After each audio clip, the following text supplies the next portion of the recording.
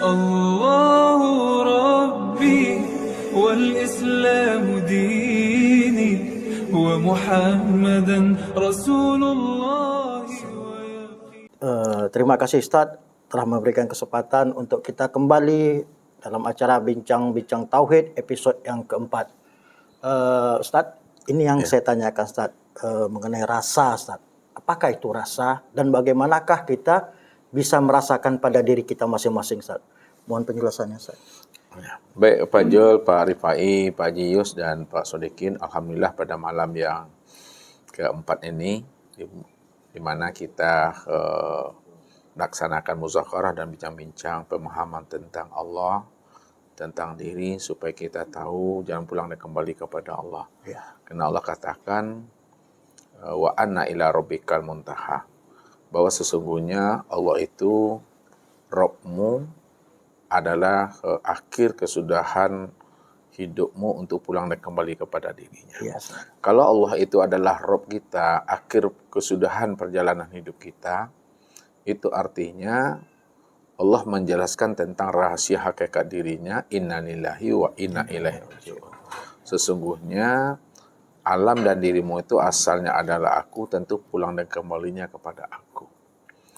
Sesuai dengan pertanyaan Pak Jul tadi tentang rasa.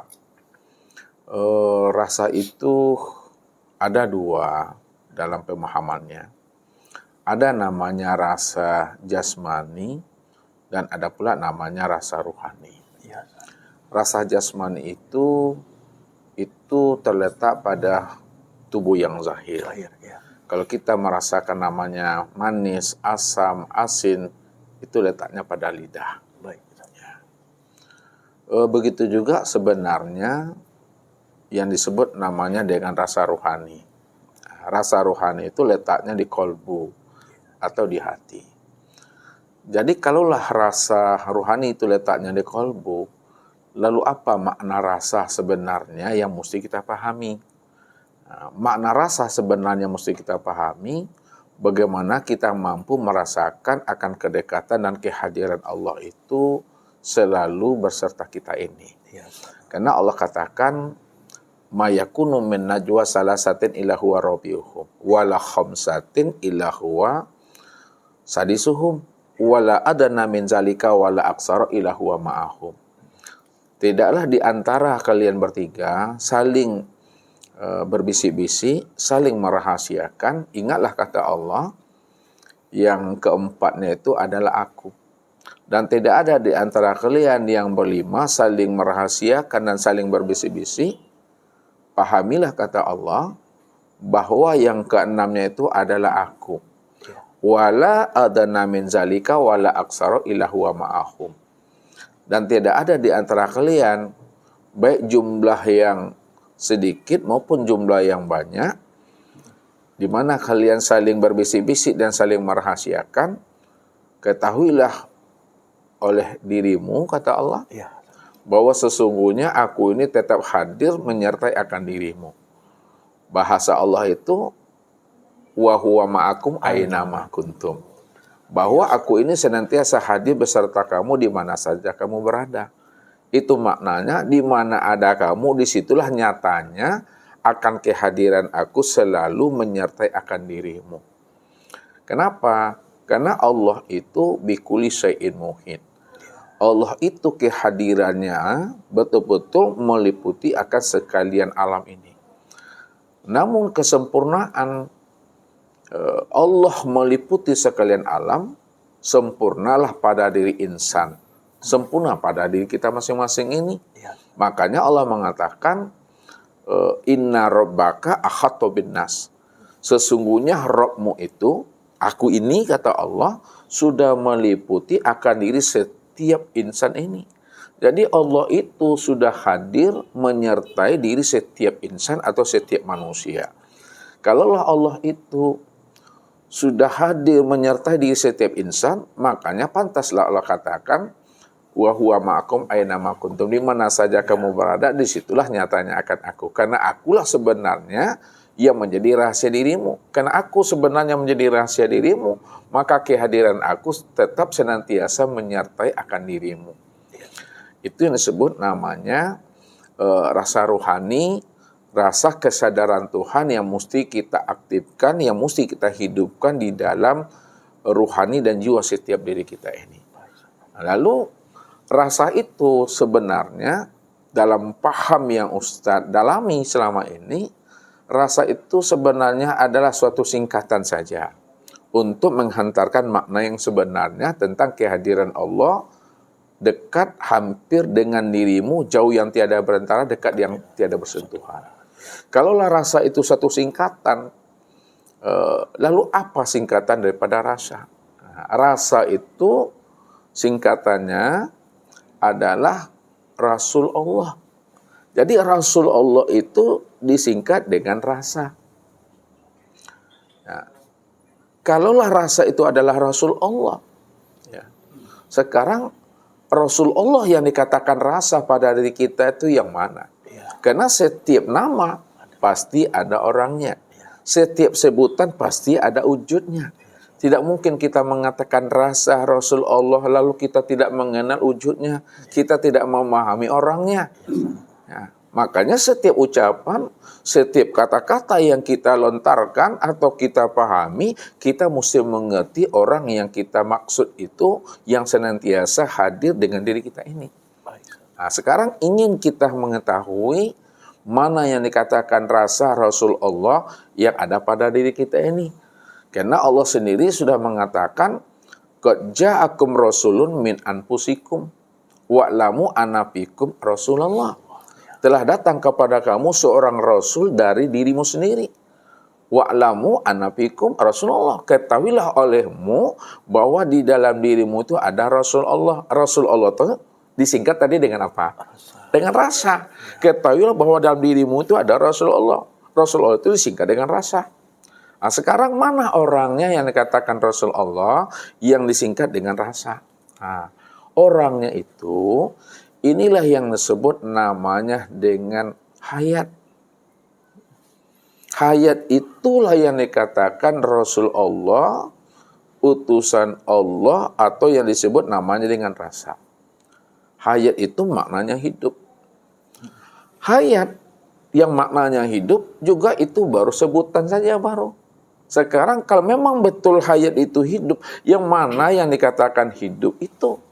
Yang dikatakan hayat yang maknanya hidup pada diri kita ini, itulah yang dikatakan namanya dengan nyawa. Nyawa itulah yang dikatakan nyatanya wujud Allah, meliputi sekalian batang tubuh dan memenuhi sekalian rongga tubuh. Jadi yang dikatakan hayat yang hidup itu adalah nyawa. Setelah kita paham nyawa itu meliputi sekalian tubuh dan memenuhi sekalian rongga tubuh, mana sebenarnya yang disebut nyawa itu? Mana yang dikatakan yang meliputi sekalian tubuh dan memenuhi sekalian rongga tubuh? Nah, yang dikatakan nyawa itu, ya, itulah yang disebut namanya dengan napas. Napas yang keluar masuk, yang turun naik. Ini yang selalu Ustaz sampaikan kepada kita semua. Kadang kita sulit mencari namanya yang hayat, yang hidup pada diri kita. Padahal kita setiap detik dan setiap waktunya kita bernapas. Napas yang turun naik, yang keluar masuk itu. Mana wujudnya, mana orangnya. Yang dikatakan napas yang keluar masuk, yang turun naik itu sebenarnya orangnya itu, itulah yang dikatakan namanya dengan ruh. Rahasia wujud hu. Rahasia wujud aku, kata Allah. Makanya Allah bertanya kepada Rasulullah. Dan beritanya, khabarnya, mesti sampai kepada hambanya atau umatnya Rasulullah. Wa yas'alunaka 'anir ruh qul ruh min amri rabbi wa ma utitu minal ilmi illa qalila.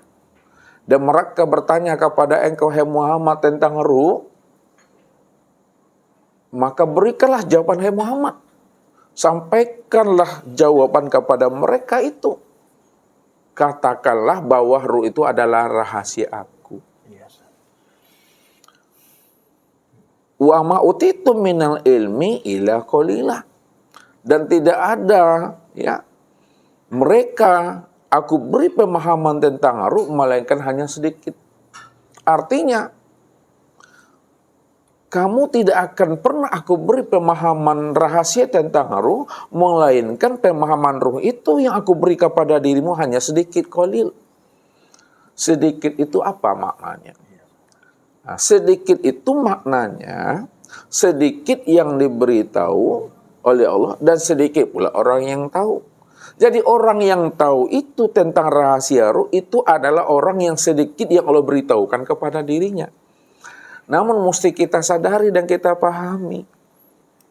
Sedikit menurut Allah yang Allah beritahukan kepada hamba yang dia pilih, menurut hamba itu sangat luar biasa.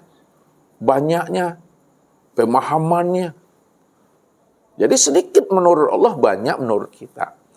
Banyak menurut kita, belum sampai seibrit menurut Allah.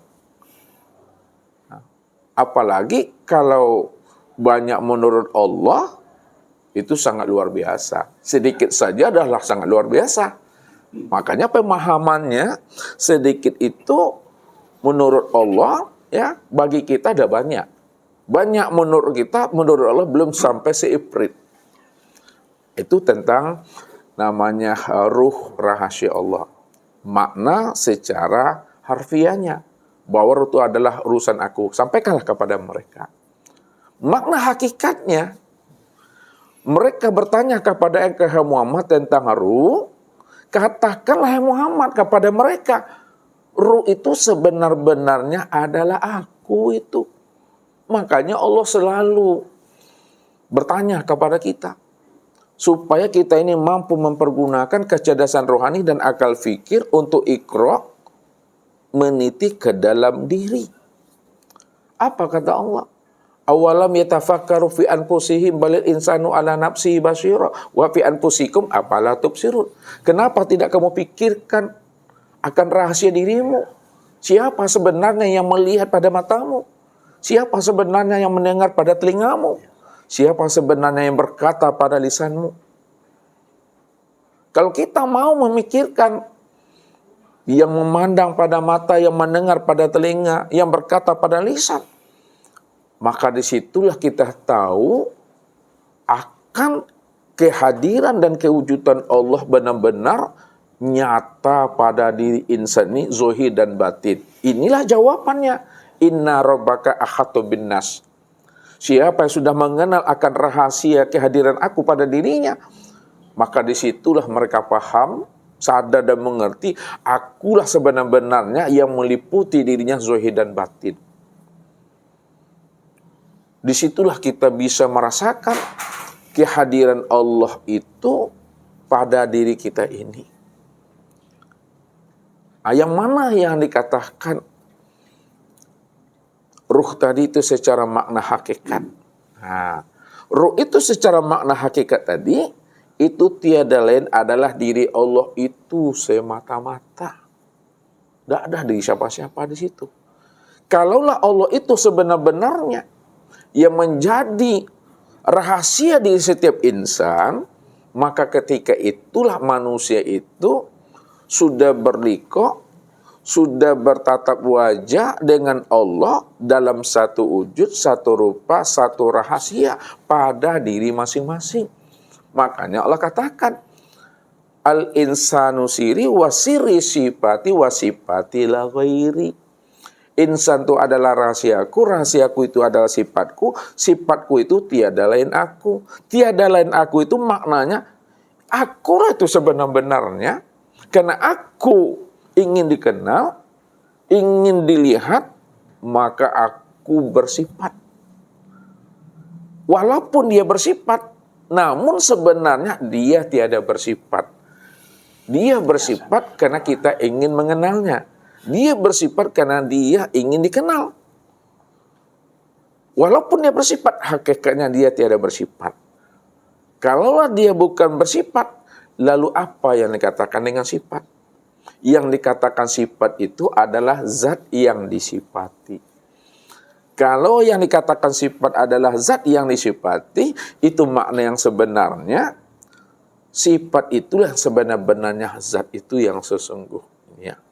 Begitulah kita mesti memahami akan rahasia kewujudan Allah pada diri kita. Maka Ustaz selalu katakan, orang yang sudah sampai pada makom Tuhan, pada makom ahadiyah, ya, ini yang selalu Ustaz utarakan, rasul dibawa naik, pareso dibawa turun, rasul yang dirasulkan. Rasakanlah kehadiran Allah itu meliputi akan dirimu zahir dan batin, sehingga kamu sadar bahwa akulah yang melihat itu pada matamu. Aku yang mendengar itu pada telingamu. Akulah yang berkata pada lisanmu. Akulah sebenarnya yang berpikir itu pada akalmu. Akulah yang berkehendak itu pada hatimu. Akulah yang meraih, yang melangkah itu pada tangan dan kakimu. Itulah yang disebut namanya dengan kudrat itu. Aku yang hidup pada jiwamu. Rupanya sudah zahir dan batin. Maka pada saat kita sudah mengenal akan Allah dengan cara merasakan kehadiran dirinya pada diri kita, maka di saat itu pun tenggelamlah diri kita di sana. Hilanglah rasa kewujudan kita, maka nyatalah rasa wujudnya Allah. Hilanglah rasa sifat kita, maka nyatalah rasa sifat Allah. Hilanglah rasa fi'il kita, asma kita, sifat dan zat kita, maka nyatalah rasa fi'il, asma, sifat dan zatnya Allah semata-mata pada diri kita. Inilah kuncinya Allah katakan, innal abdi iza ahbabtuhu qataltuhu fa iza qataltu wa ana dia tahu. Sesungguhnya hambaku, kekasihku yang telah aku cintai, ya, yang telah aku angkat dan aku pilih dirinya. Iza ahbabtuhu qataltuhu. Apabila telah aku cintai dirinya, maka akan aku bunuh dirinya. Siapa yang dirinya aku bunuh, karena aku mencintai dirinya, karena aku ini pencemburu sangat, kata Allah. Wa ana dia tahu. Maka akulah pengganti daripada dirinya itu. Kalau aku pengganti daripada dirinya, maka akulah sebenar-benarnya yang wujud itu pada dirinya. Dan dirinya itu, itulah nyatanya akan wujud aku. Al-insanu nafsi wa ana nafsahu wujudahu. Baik, Ustaz. Jadi Ustaz, kalau secara ilmunya kita memandang secara tanarki maupun tanazul, apakah yang dulu Nur Muhammad, rasa, sifat, atau diri itu Ustaz? Kalau kita memandang secara ilmunya Ustaz, secara tanarki maupun tanazul Ustaz. Oh, tarki wa tanazul. Iya. Sebenarnya kalau kita sudah memahami tarki wa tanazul itu pada diri kita, ini kan napasnya turun naik sebenarnya, Iya, Ustaz. pada diri kita. Ketika dia masuk ya. Ya. Ketika dia keluar Allah. Ya. Allah. Atau ketika naik Turun. ketika turun Allah. Ya. Itu yang disebut namanya tanazul wa tarki. Maknanya, walaupun dikatakan Allah, makna Allah itu adalah aku Allah. Aku Allah. Dia yang mengatakan dan menyatakan ya Allah itu adalah dirinya sendiri. Kalau disampaikan pemahamannya secara makna hakikatnya, Allah itu turun naik napas kan Allah itu kan? Ya. Makna yang sebenarnya, Allah naiknya, Allah turunnya, Allah masuknya, Allah keluarnya. Itu hakikatnya. Ya. Kenapa Allah masuknya, Allah keluarnya, Allah naiknya, Allah turunnya? Karena dia cuma yang wujud dan yang ada semata-mata. Ya. Ini makna yang tersembunyi, makna yang tersirat di balik makna Allah itu. Namun dalam penyampaian kaji tetap Allah. Namun hakikatnya itu adalah aku Allah. Hakikat Allah itu Allah sebenarnya yang masuk, Allah sebenarnya yang keluar. Allah sebenarnya napas yang naik, Allah pula lah sebenarnya napas yang turun. Nah sekarang dia kan zahir batin. Ya. Nah, kalaulah dikatakan tadi namanya rasa itu adalah singkatan daripada Rasul Allah, Ya. itu yang disebut namanya ruh tadi, nah, kita mesti meahadkan atau memuwahidkan atau mengesahkan antara ruh dengan tubuh ini. Nah, antara tubuh dengan ruh, maka yang sebenar wujud itu adalah ruh. Sebab kalau tidak ada ruh, tubuh ini nggak bisa apa-apa. Nah, jadi hidupnya tubuh itu kena ruh. Sekarang antara tubuh dengan ruh yang sebenar wujud, yang sebenar adalah ruh. Kalaulah ruh ini yang sebenar wujud, yang sebenar ada, maka tubuh ini apa bagi ruh? Tubuh inilah yang dikatakan kenyataan ruh. Jadi kalau kita ingin melihat fiilnya ruh, perbuatan ruh, lihatlah kepada tubuh, karena tubuh inilah kenyataan daripada ruh itu. Lalu kita patrikan ke dalam batin kita. Kita jazamkan ke dalam jiwa kita. Kalaulah tubuh ini kenyataan ruh, sebenarnya tubuh inilah yang sebenar-benarnya ruh itu.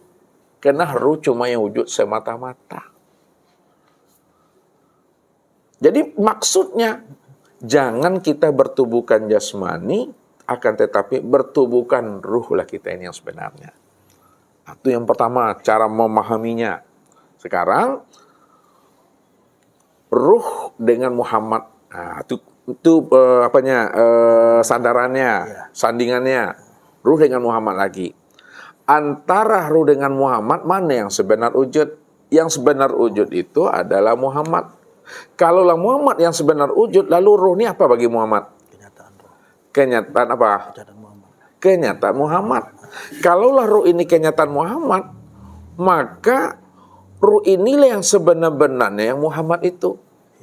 Ya, ruh itulah yang sebenar-benarnya Muhammad. Sekarang pemahaman yang mesti kita ambil, kita jazamkan. Jangan kita bertubuhkan ruh lagi. Hendaklah bertubuhkan Muhammad.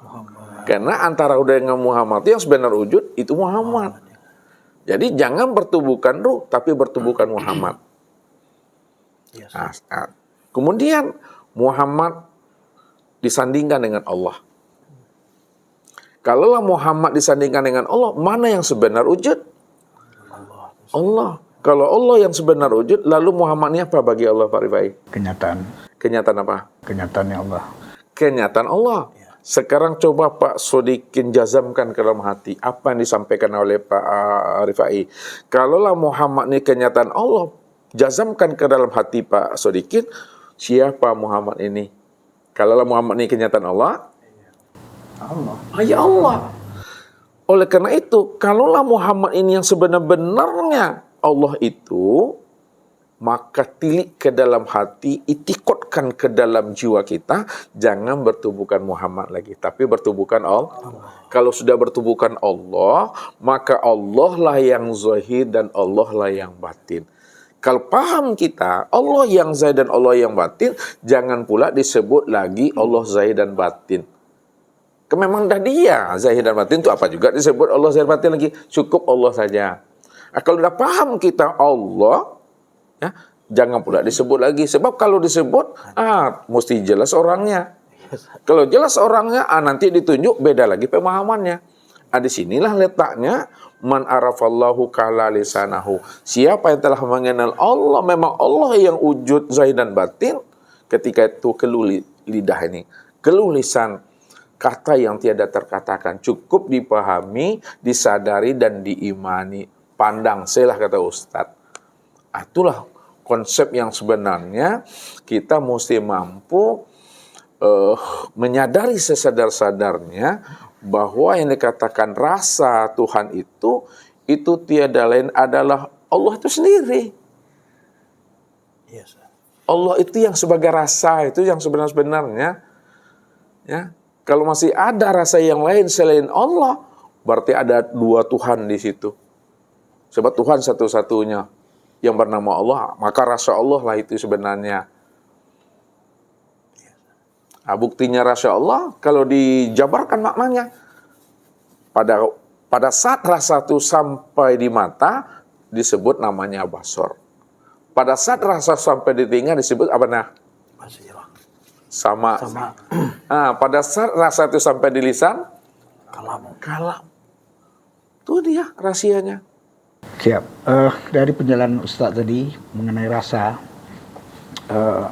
dan sudah sampai ke puncaknya, apakah kita ini seperti yang Ustadz katakan sudah menjadi Allah, atau kita ini Allahnya gitu Ustadz? Bagaimana penjelasannya Ustadz? Oh iya, alhamdulillah. Ketika kita sudah sampai kepada puncak makom Tuhan namanya, puncak makom Tuhan itu yang tersirat dalam satu kalimat la ilaha illallah. Tidak ada yang wujud dan yang nyata melainkan hanya Allah semata-mata. Ketika sudah sampai puncak kita pada kalimat la ilaha illallah, Allah cuma yang ahad, Allah cuma yang wujud dan yang nyata. Apakah kita ini mengaku Tuhan? Apakah kita ini sudah jadi Tuhan? Tidak. Kita tidak mengaku Tuhan dan kita juga tidak menjadi Tuhan. Karena ilmu tauhid murni ini, ilmu ketuhanan ini yang kita pelajari dan kita pahami, setelah kita sampai kepada makna yang sebenarnya hanya Allah cuma yang ada, bukan berarti kita ini mengaku Tuhan, apalagi ingin menjadi Tuhan. Lalu apa makna sebenarnya ketika pemahaman kita sudah sampai kepada puncak muwahhid atau ahad atau la mawjud illallah? Pemahaman yang sebenarnya setelah kita paham Allah itu cuma Esa satu-satunya, disitulah kita sadar sesadar-sadarnya bahwa diri kita ini tidak pernah ada sejak dahulu, sejak sekarang maupun yang akan datang. Jadi kalaulah diri kita ini tidak pernah ada dahulu, sekarang dan yang akan datang, lalu siapa yang sebenar-benar ada? Yang sebenar-benar ada dahulu, sekarang yang akan datang hanyalah Allah semata-mata. Jadi ilmu ini untuk memahami bahwa Allah sajalah yang wujud dan yang ada sejak mula adanya alam ini dan sejak mula adanya kehidupan ini. Allah lah yang ada semata-matanya. Jadi ketika diri kita tidak pernah ada, maka ketika itu orang tidak pernah ada dirinya, takkan pernah dia mengatakan dirinya Tuhan dan mengaku-ngaku Tuhan. Ya, jadi bahasanya begitu mungkin untuk memahami kita duduk di hakikat untuk menyatakan bahwa Allah sajalah yang wujud, Allah saja yang ada. Inilah yang kita lafazkan. Ini yang kita dawamkan. Ini yang kita lazimkan pada saat posisi kita kiaman wa qu'udan wa ala junubihim, baik dalam keadaan berdiri, duduk dan berbaring, apa yang kita dawamkan pada diri kita itu adalah la ilaha illallah.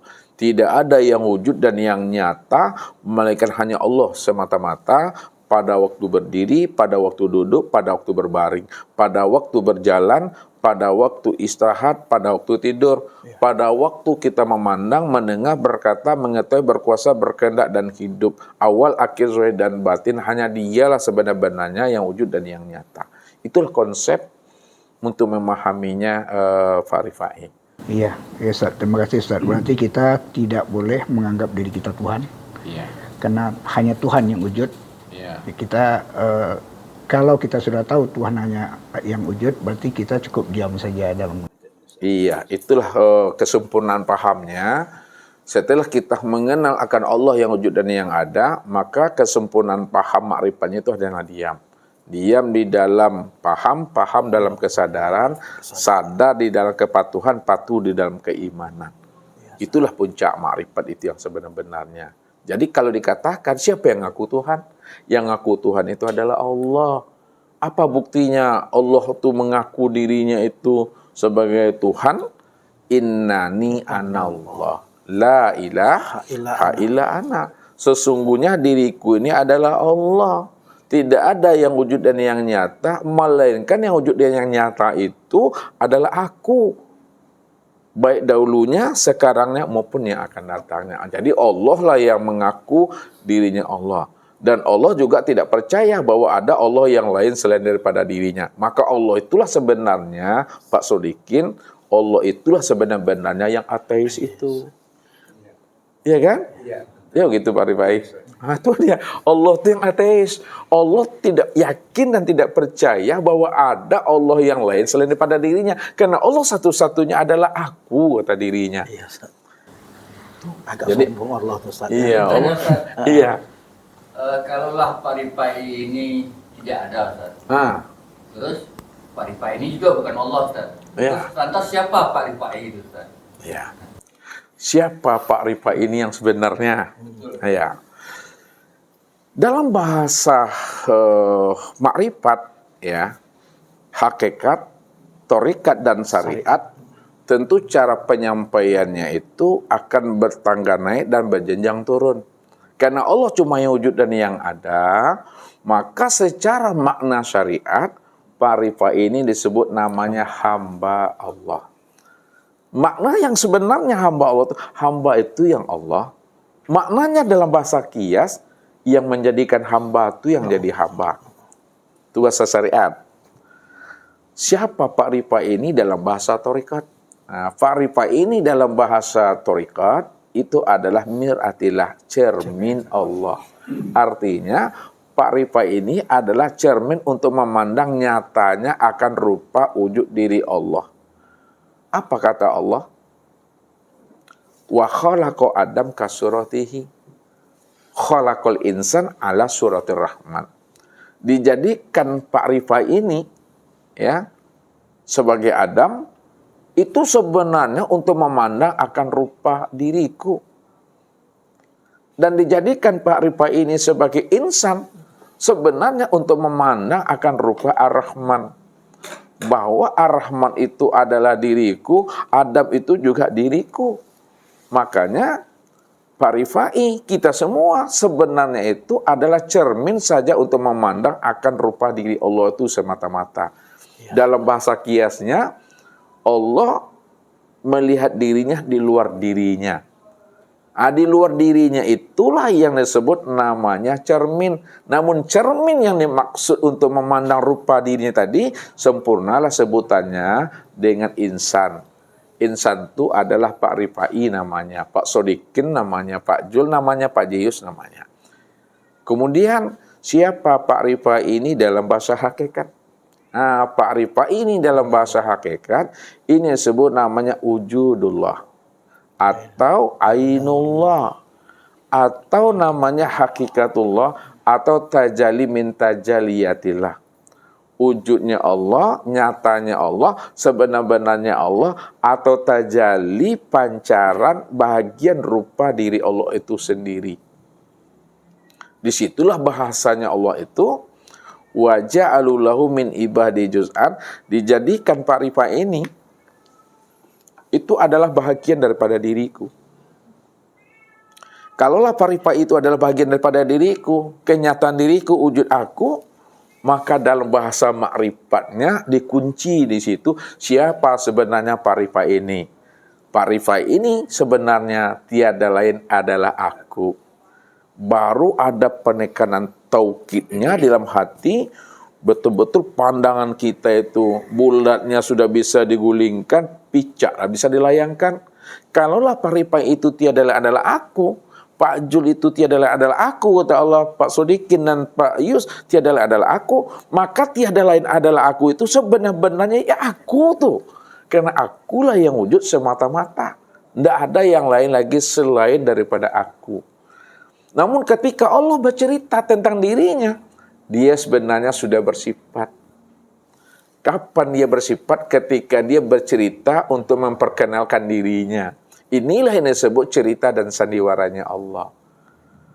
Namun ketika Allah sudah paham, Allah sudah sadar, Allah sudah mengerti bahwa dirinya itu yang Allah, maka tak perlu Allah menyata-nyatakan dirinya karena dirinya sudah nyata. Begitu juga lah sebenarnya kita ini. Karena kita ini adalah kenyataan wujud memandang dirinya Allah yang bernama Pak Jul, Pak Yus. Kalau Pak Jul dan Pak Yus sudah sadar dirinya itu adalah Pak Jul dan Pak Yus, untuk apa dinyata-nyatakan aku nih Pak Jul nih, aku nih Pak Yus? Tidak perlu lagi. Tapi kenapa disampaikan itu? Supaya orang paham dan mengerti bahwa akulah yang bernama Pak Yus, akulah yang bernama Pak Jul itu. Ini perlu disampaikan kepada anak dan sebagainya. Oh, mau percaya dia atau tidak? No problem bahasa ustadznya. Karena kita dah paham dengan diri yang sebenarnya. Ketika Allah memperkenalkan dirinya, innani anallah. Oh, mau percaya kamu beriman kamu kepada aku ni Allah atau tidak? No problem kata Tuhan. Kan aku yang Tuhan. La ilaha illa ana. Tidak ada yang wujud melainkan hanya aku. Disitulah ketika Allah bercerita, Allah itu sudah dikatakan bersifat. Walaupun Allah itu bersifat, sebenarnya Allah itu tiada bersifat. Bagaimana supaya Allah itu tiada bersifat? Maka cukup diam saja, tak perlu Allah menceritakan dirinya. Tapi kalau Allah tidak membukakan tapi rahasia dirinya, siapa yang akan bisa mengenal dirinya? Siapa akan tahu siapa Tuhannya? Siapa yang mengerti siapa aku sebenarnya? Itulah rahasia di dalam memahami ilmu ma'rifat ini. Jadi ilmu ma'rifat itu kuncinya memang pada makom diam. Kalau dah diam itu tidak ada lagi sebuah pertanyaan. Itu dah habis kaji itu. Jadi yang sebenar-benar kaji itu yang tidak ada tuh Pak Ardi. Maka carilah yang tidak ada tuh. Yang ada, jangan cari yang tidak ada tuh yang cari. Karena yang tidak ada itulah yang sabana ada. Mungkin Pak Sodikin seketek agak kurang paham bahasa Ustaz. Tapi itu memang Ustaz sengaja tuh. Maksud Ustaz, cari yang tidak ada tuh. Karena yang tidak ada itulah wujud yang sebenar ada. Apa maknanya? Bahwa segala yang ada hakikatnya tidak ada. Yang tidak ada inilah wujud yang sebenar ada. Wujud yang sebenar ada itu, itulah yang dikatakan si Maha Ada. Si Maha Ada itu adalah aku. Akulah Tuhan, namaku adalah Allah. Maka setelah kita paham, maka cukup dirasakan, cukup diimani. Begitu bentuk penyampaiannya turun ke hakikat. Jadi Ustaz, setelah Ustaz bahas ini Ustaz, sumber daripada aku itu sendiri yang mana Ustaz? Sumbernya Ustaz? Sumber daripada aku ya aku. Karena bahasa aku, jadi gini Ustaz, jadi aku itu kan dalam menyampaikan kajian Ustaz, artinya menyampaikan diri dia Ustaz. Maka dia bernyatakan dirinya aku Ustaz. Jadi aku itu yang saya maksud Ustaz, aku yang kosong, betul-betul kosong, atau aku yang tidak betul-betul, yang tidak bisa disampaikan lagi Ustaz? Iya, aku yang kosong itu maksudnya, kosong itu maknanya memang dia satu-satunya, tidak bisa lagi diceritakan, tidak bisa lagi disampaikan, tidak bisa lagi dianalisa itu. Memang dialah sumber dari segala yang ada. Bahasa kaji ini, Allah itulah hakikat segala diri. Allah itulah hakikat segala aku. Allah itulah hakikat segala sesuatu. Allah itulah hakikat sekalian alam. Apa makna di balik itu yang Allah katakan? Inna lillahi wa inna ilaihi raji'un. Sesungguhnya alam, sesuatu dan dirimu itu asalnya aku. Asalnya aku. Kalau asalnya aku, maka alam, sesuatu dan dirimu itu ya aku lah itu. Karena dirimu asalnya adalah aku, maka dirimu itu sebenarnya aku. Maka cara penyampaian kajinya diturunkan ke dalam bahasa hakikat. Kalau disampaikan ke dalam bahasa hakikat, maka cara penyampaiannya itu dua. Namun hakikat makna yang dua itu sebenarnya adalah satu. Karena dia sudah bersifat. Itu yang dikatakan zat dengan sifat. Untuk mengenal zat, kenali sifat. Ya. Kenapa untuk mengenali zat, kenali sifat? Karena sifat inilah kenyataan zat. Kalaulah sifat ini kenyataan zat, maka sifat itu sebenarnya diri zat itu. Disitulah dirahasiakan bahasanya, sifat itu adalah zat yang disifati. Kalau sifat itu adalah zat yang disifati, maka sifat itu sebenarnya zat.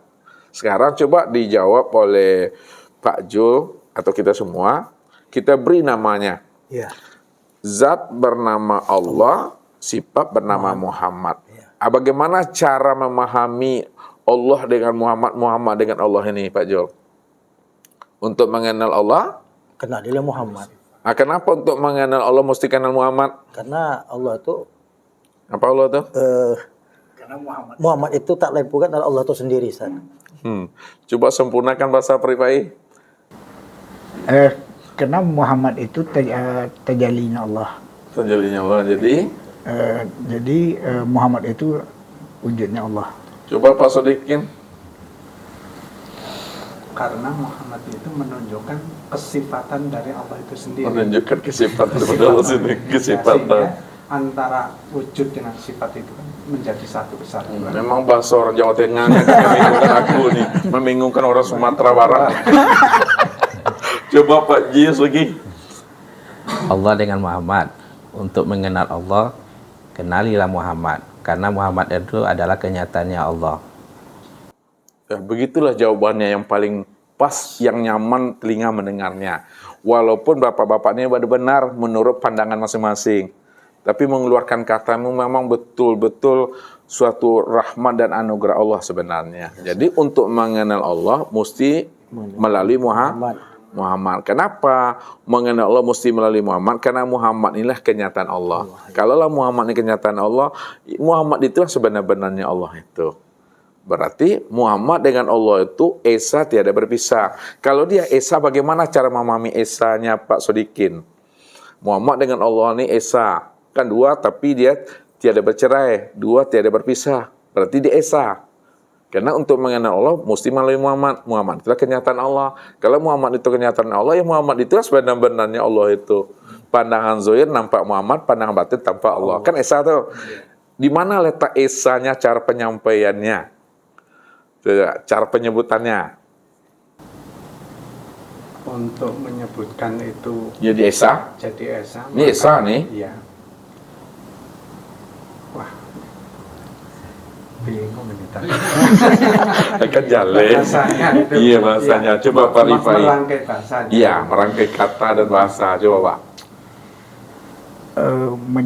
Menyatukannya berarti kita hanya memandang satu wujud di situ, Ustaz. Iya, bagaimana ini kan ada Esa nih dari Iya, sini. Esa. Ya, karena Muhammad ini kenyataan Allah. Kenyataan Kalau Allah. Muhammad inilah kenyataan Allah, kan Allah itu sebenarnya. Iya. Lalu bagaimana cara memandang Esanya? Bagaimana cara memandang Esanya? Karena yang menyebut dengan yang disebutkan dia juga di situ tuh. Kalau dia satu-satunya, bagaimana cara memahaminya nih? Cara bercerita Allah dengan Muhammad nih. Ya berarti untuk memandang Allah kan memandangnya pada Muhammad, Ustaz. Iya, sekarang mengesakannya Dipakai lagi, ya. mengesakannya, jangan dipisahkan. Cara merangkai kata Pak Sodikin. Pak Ju lagi. Fanakan. Pak juga ada pandangan lagi. Pak Haji, coba Pak Haji. Allah dan Muhammad. Yang sebenar-benar ada itu adalah Allah. Ini kan Esa nih. Bagaimana cara Esanya di situ? Cara penyampaian katanya. Atau dikembalikan sama Ustaz lagi? Kalau dikembalikan kepada Ustaz, cara memandang Esanya bahwa Muhammad itu adalah wujudku, ya, dan Allah itu adalah diriku. Allah tuh diriku, Muhammad tuh wujud diriku. Atau Muhammad itu adalah sifatku, akulah zatnya. Atau Muhammad itu tubuhku dan akulah ruhnya. Atau Muhammad itu bayang-bayangku, akulah wujud yang punya bayang-bayang itu. Muhammad itu adalah orang yang Muhammad itu adalah bayang-bayang di dalam cermin, dan akulah orang yang bercermin itu. Itu maksudnya. Itu cara mengesahkan. Ya. Jadi kalau dipahami, mungkinkah ada bayang-bayang di dalam cermin kalau tidak ada orang yang bercermin? Tidak mungkin kan? Sekarang kita cari siapa sebenarnya yang bercermin, sehingga betul-betul orang yang bercermin itulah yang nampak di dalam cermin. Itu adalah Allah. Allah lah yang bercermin. Kalau Allah yang bercermin, maka bayang-bayang Allah itulah yang nampak di dalam cermin. Mana bayang-bayang Allah yang nampak dalam cermin? Itu yang disebut namanya Muhammad. Muhammad. Ya, itu bahasanya tuh. Assalamualaikum warahmatullahi wabarakatuh. Pada Ustadz, saya ingin tanya Ustadz. Masa apabila kita sudah memahami tentang diri kita dan Allah itu sendiri, maka kita tuh cukup diam aja. Jadi di dalam pengertian diam tadi itu, maka kalau kita pikir, kita bawakan kita dalam salat Ustaz.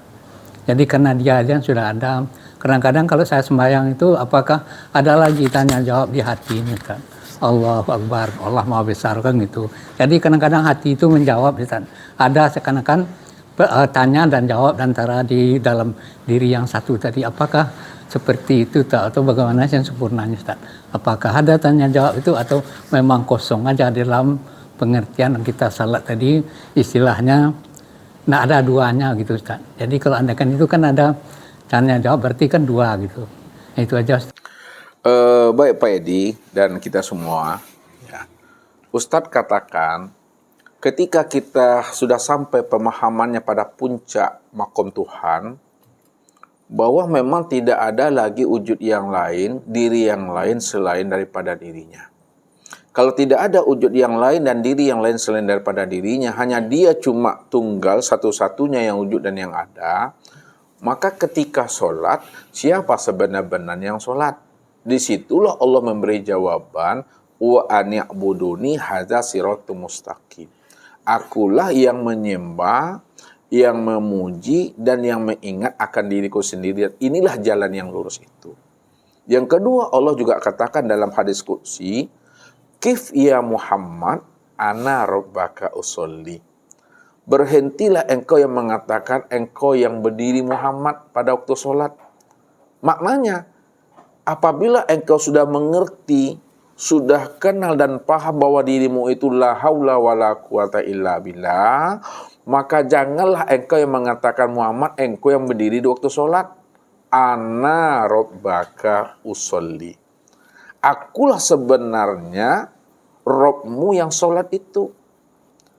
Kalau Allah sudah mengatakan akulah Robmu sebenar-benarnya yang sholat, itu maksud sebenarnya ketika Allah itu sholat, tidak ada diri yang lain lagi di sana, maka sholat itu sebenarnya Allah menikmati fiil dan perbuatan dirinya sendiri dengan wujud dirinya sendiri yang disebut Muhammad rupa insan. Jadi tidak ada lagi namanya dua dialog di situ antara yang zahir dengan yang batin. Karena yang zahir dan batin hanyalah dia, maka dialah yang takbir. Ya, dialah yang baca Fatihah, dialah yang baca surat. Jadi selalu Ustaz antarkan pemahamannya ketika kita sholat tadi, tidak ada Allahnya tuh. Apa kata Ustaz dalam penyempurnaan sholatnya secara makna syariat? Dalam praktiknya sehari-hari, hadap wajah ke tempat sujud. Nah, hadap wajah ke tempat sujud. Kemudian mulut membaca ayat, telinga mendengarkan bacaan ayat. Akal pikir ya mengawasi dan mengontrol apa yang dibaca oleh mulut dan apa yang didengar oleh telinga dan apa yang diperbuat oleh anggota tubuh, mulai daripada takbiratul ihram sampai kepada salam.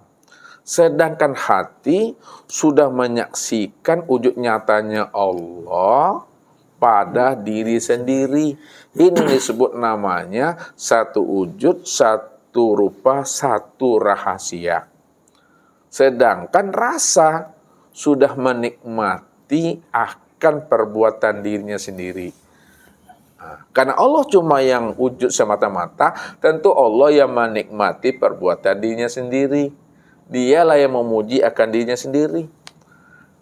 Begitu cara kita menghantarkan pemahamannya secara makna hakikat. Jadi bahasa ma'rifat itu diturunkan dia ke dalam bahasa hakikat, seperti itu cara menjelaskannya. Namun makna yang sebenar-benarnya di balik yang kita sampaikan ini, tidak ada lagi namanya keterangan-keterangan. Tidak ada lagi penjabaran-penjabaran. Toh yang menjabarkan dengan yang dijabarkan, yang menerangkan dengan yang diterangkan kan dirinya juga. Itulah Allah tuh asik saja dengan dirinya. Inilah yang bahasa Ustadz, cukup diam, sadari, nikmati. Itu cara penyampaian. Dalam praktiknya seperti itu. Ini yang Ustadz katakan itu, Nabi mengatakan, man kana yu'minu billahi falyakul khairan aw liyasmut. Barang siapa yang sudah benar-benar beriman kepada Allah, iman itu dia sudah mengenal, iman itu dia sudah berjumpa, iman itu dia sudah bertatap wajah, iman itu dia betul-betul fana, fana itu benar-benar baqah, falyakul khairan aw liyasmut.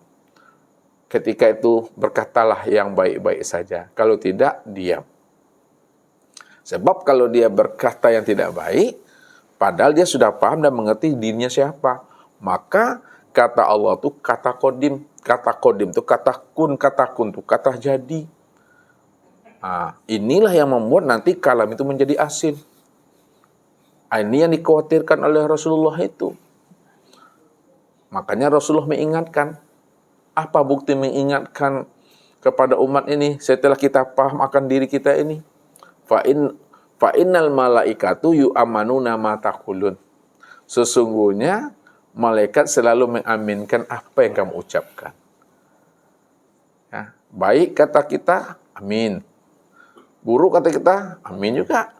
Disitulah rahasianya, di balik rahasia malaikat itu siapa? Aku atau Allah. Makanya Allah mengatakan, ini inda zoni abdi bi. Sesungguhnya aku ini menurut sangka hambaku kepada aku. Itu cukup pahamnya, diam saja di itu. Menikmati itu bahasanya. Jadi tidak ada bahasa menyembah. Ya, tidak ada lagi bahasa memuji. Ya. Iya, itu masih di hakikat mainnya. Kalau lah di ma'rifat tidak ada lagi pertanyaan-pertanyaan, tidak ada lagi analisa dan analisa. Memang dia semata-mata. Kalau disampaikan kepada hakikat, Allah menyaksikan kesempurnaan dirinya sendiri. Kalau bahasa ma'rifat tidak ada lagi Allah menikmati. Kata-kata menikmati pun tidak ada lagi. Makanya yang tidak ada itulah yang sebenar ilmu. Yang tidak ada itu yang sebenar ilmu, maka cari yang tidak ada itu. Maka pahamilah makna tidak ada itu yang sebenar-benarnya. Apakah tidak ada itu kosong melompong? Itu yang mesti dipahami. Yang tidak ada itulah hakikat segala yang ada ini. Ini lihat kosong. Kosong. Muncul dia satu. Jadi yang satu ini munculnya terbitnya dari yang kosong. Walaupun yang satu ini ada, hakikat yang satu ini tidak pernah ada. Kenapa? Karena yang satu itu berasal dari kosong. Kalaulah yang satu ini berasal dari kosong, yang kosong inilah hakikat wujud yang sebenar ada. Wujud yang sebenar ada itu adalah aku, kata Allah. Aku yang mana? Akulah sautun wala harpun. Aku yang tidak bisa disebut, dijangkau oleh kata-kata, huruf dan tulisan. Makanya aku di dalam keakuan aku. Itu memahaminya. Makanya syahadat ini, karena syahadat itu maknanya tuh. Asyhadu an la ilaha illallah wa asyhadu anna Muhammad Rasulullah. Itu dia. Maka tubuh yang zahir ini menyatakan tubuh yang batin. Itu tuh duduk ilmunya. Ya, kalau duduk di hakikat. Siapa tubuh yang zahir menyatakan tubuh yang batin? Tubuh yang zahir itu Muhammad. Muhammad itulah menyatakan tubuh yang batin adalah Allah. Sekarang Muhammad itu siapa? Muhammad itu adalah wujud nyatanya diri Allah. Maka Allah lah yang menyatakan dirinya, itulah yang Allah. Inilah terhimpun dalam suatu kalimat syahadat diri. Syahadat diri itu la maujud illallah. Asyhadu an la ilaha illallah. Aku bersaksi atas diriku sendiri. Itu kata siapa tuh? Kata Allah. Aku bersaksi atas diriku sendiri, la ilaha illallah. Tidak ada yang wujud dan yang nyata melainkan Allah adalah diriku. Nyata pada haru. Wa asyhadu anna Muhammad Rasulullah. Lalu apa kata Allah? Aku juga bersaksi atas diriku, akulah Muhammad. Akulah Muhammad, wujud diriku, nyata pada tubuh. Makanya syahadat diri itu Allah menyaksikan kesempurnaan dirinya sendiri. Allah itu adalah diriku, Muhammad itulah wujud diriku. Sempurnalah diriku dan wujud diriku, disebut namanya dengan insan. Maka kalaulah insan itu kesempurnaan memandang wujud diri Allah dan Allah itu, maka disebutlah namanya insan kamil mukamil. Jadi insan kamil mukamil itu bukan kita. Insan kamil mukamil itu adalah Allah yang sudah sempurna rupa insan. Maka kenalalah insan itu pasti kamu mengenal akan aku. Inilah cara penyampaian kajinya. Ustaz, di sini saya ingin bertanya Ustaz. Ustaz pernah menyampaikan di saat kita sudah mengenal Allah, jadi kita tidak perlu lagi bertuhan kepada Allah. Itu bagaimana maksudnya Ustaz? Tolong jelaskan. Alhamdulillah, baik Pak Yus. Kalau ini tidak ditanyakan kepada ustadz, karena kalam itu dari ustadz, membuat kita nanti bingung, nanti sesat di pangkal jalan atau di ujung jalan.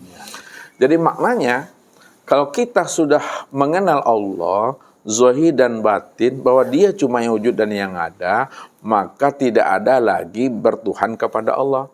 Sebab kalau bertuhan kepada Allah, masih ada dua wujud. Ada yang dituhankan, ada pula yang menuhankan. Padahal yang menuhankan dengan yang dituhankan, hakikat wujud dirinya adalah satu. Maka tidak ada lagi bahasa bertuhan kepada Allah. Jangan pula salah memahaminya. Ustaz bawakan ke dalam bahasa iman.